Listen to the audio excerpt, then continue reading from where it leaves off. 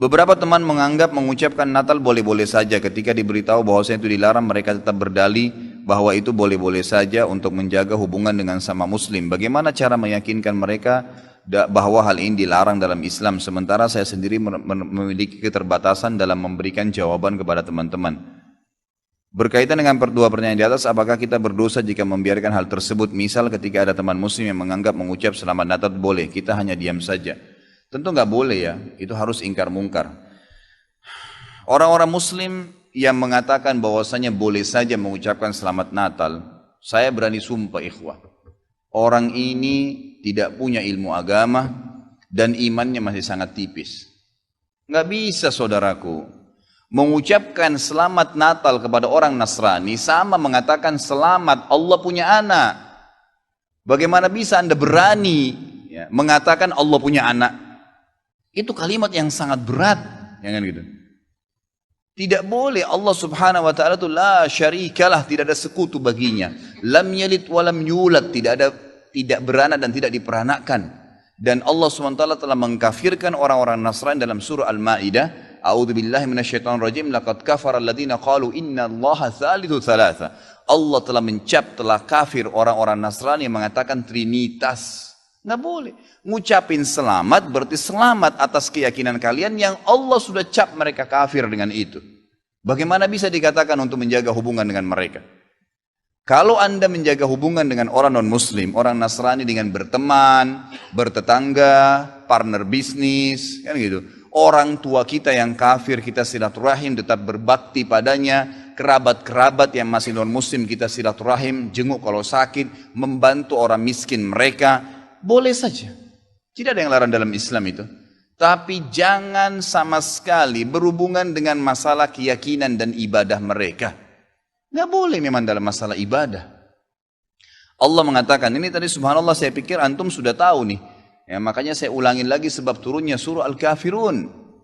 Al-Mughirah telah datang kepada Nabi SAW mengatakan, wahai Muhammad, Mekah kita bagi dua saja. Sehari buat kamu, sehari buat kami.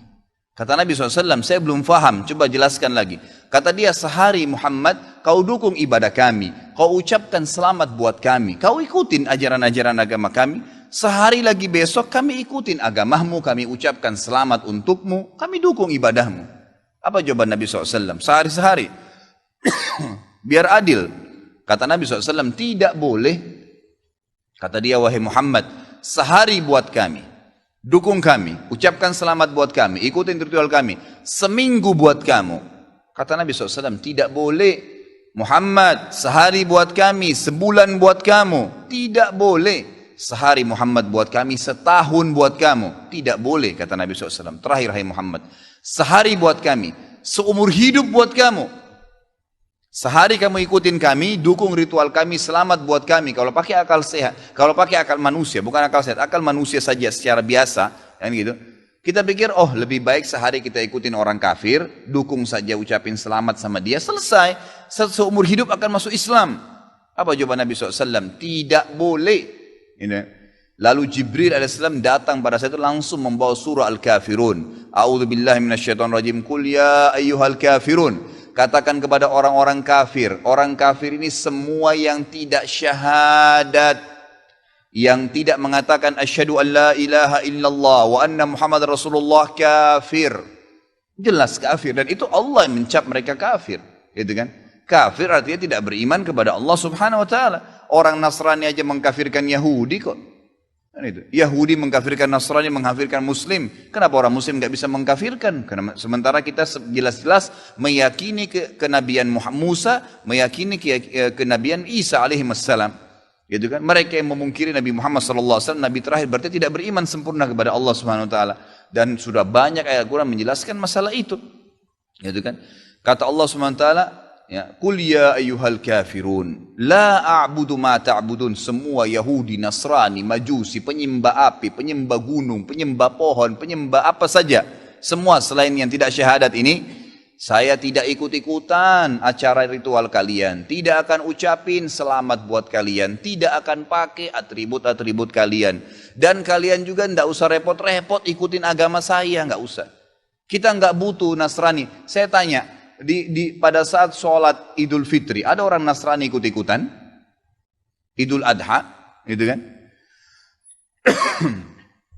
Mereka berurus dengan agamanya sendiri. Kenapa orang Muslim pusing dengan acara ritualnya orang lain? Diulangi lagi. Ya, setelah dikatakan kalian tidak usah ikut-ikutan, saya tidak usah ikut-ikutan juga, diulangi lagi. Wala antum ma'budun ma'bud, wala na'abidum ma'abadtum, wala antum ma'budun. 2 kali diulangi. Dan saya tidak akan ikut-ikutan, kalian juga tidak usah ikut-ikutan. Terus begitu. Terakhir dikatakan oleh Allah, lakum dinukum waliyadin. Kalian punya agama, saya juga punya agama. Titik, selesai. Gitu kan? Emang sudah begitu. Kalau anda bilang, oh itu cuma kata-kata, nggak masalah. Kata-kata bisa membuat anda murtad, saudaraku, bisa masuk neraka. Gitu kan? Sadarkah anda dengan satu kalimat, anda kalau mengatakan satu kalimat sekarang, semenit kemudian kalau anda yakin dalam hati bisa masuk neraka kalau meninggal, kalau anda mengatakan saya murtad, memang dari hati mau keluar dari Islam, semenit kemudian dicabut ruhnya oleh malaikat maut, masuk neraka. Kalimat, kata-kata. Bahaya tuh, gitu kan? Mungkin teman-teman juga sudah tahu yang dialog antara Muslim sama Nasrani di Amerika. Si Nasrani mengatakan, kenapa kau tidak ucapkan kalimat Natal, selamat Natal buat saya? Kata si Muslim, ya kata si Nasrani, itu kan cuma kata-kata. Kata si Muslim, kenapa, apa kau sudah syahadat? Si Nasrani bilang, enggak. Kenapa kau enggak syahadat? Dia bilang, kalau saya syahadat, saya tinggalin agama saya. Kata si Muslim, itu kan juga cuma kata-kata. Sama, gitu kan? Jadi enggak boleh. Tapi hal-hal yang ditoleransikan dalam agama silahkan. Tadi saya bilang berteman, bertetangga, silahkan. Tapi jangan dukung masalah ibadahnya. Enggak boleh. Sampai pernah ditanya kepada Syekh Bimbas, apa hukumnya orang-orang, mohon maaf ini teman-teman kita, semoga Allah berikan hidayah yang belum tahu, yang menjadi security menjaga gereja misalnya, atau orang-orang yang menjadi tukang parkirnya kena lagi banyak mobil, halalkah pendapatannya? Bolehkah itu? Fatwa ulama tidak boleh. Karena ada hadis Nabi SAW yang berbunyi, kalau ahli kitab, khusus Yahudi dan Nasrani terutama, kalau mereka sedang beribadah di tempat ibadah mereka, jauhilah. Karena laknat Allah sedang turun. Hadis Nabi SAW. Kenapa nggak bisa cari rezeki di tempat lain? Subhanallah. Rezeki itu sudah dibagi oleh Allah SWT. Hati-hati saudaraku, gitu kan? Jadi orang yang mengatakan seperti ini karena tidak faham agama. Bagaimana bisa dia mengatakan Tuhan punya anak? Gitu kan? Jadi tidak boleh sama sekali ikhwah. Yang nggak boleh. Jadi kita harus tahu mana yang boleh dan mana yang tidak boleh. Dan anda wajib ingkar mungkar. Ingatkan apa yang saya sampaikan tadi. Kalau juga dia tidak mau dengar, selesai, gugur kewajiban anda.